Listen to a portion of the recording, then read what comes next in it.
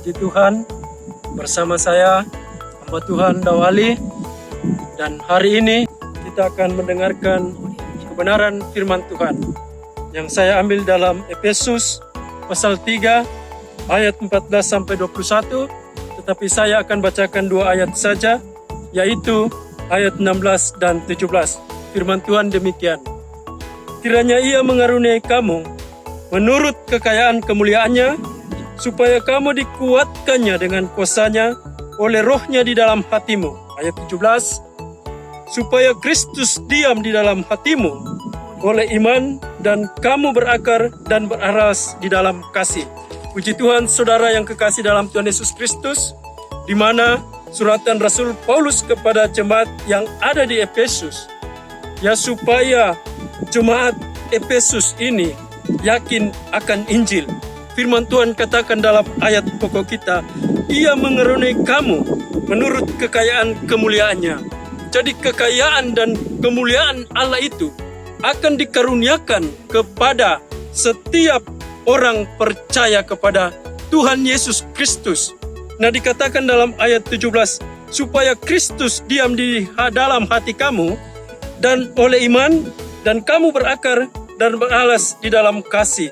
Jadi ketika firman dan roh itu ada dalam hidup kita semua, maka Kristus itu akan berakar dan beralaskan kasih.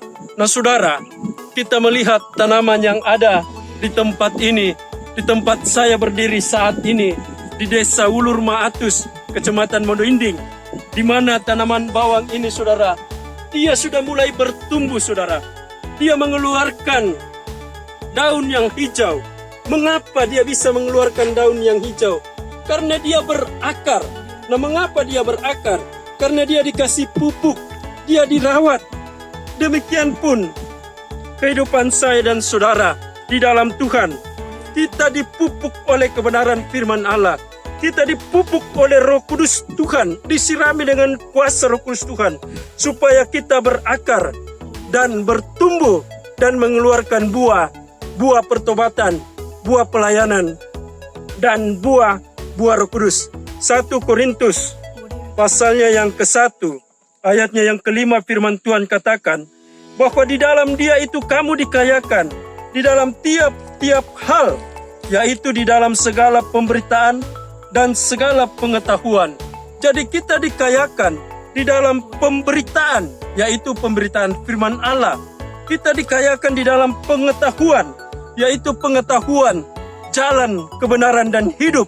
Ya, Tuhan Yesus berkata, Akulah jalan kebenaran dan hidup.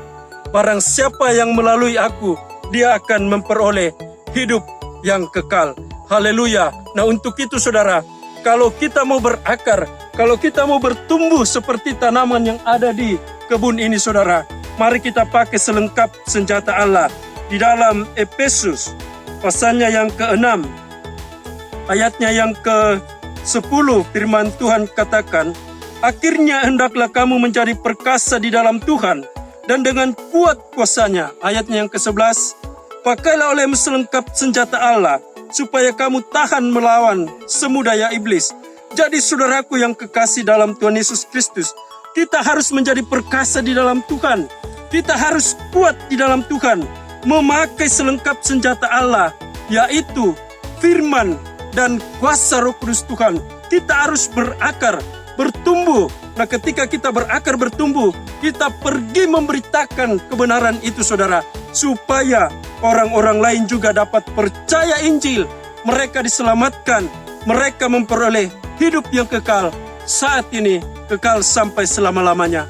Puji Tuhan, terima kasih. Demikian firman Tuhan yang saya sampaikan.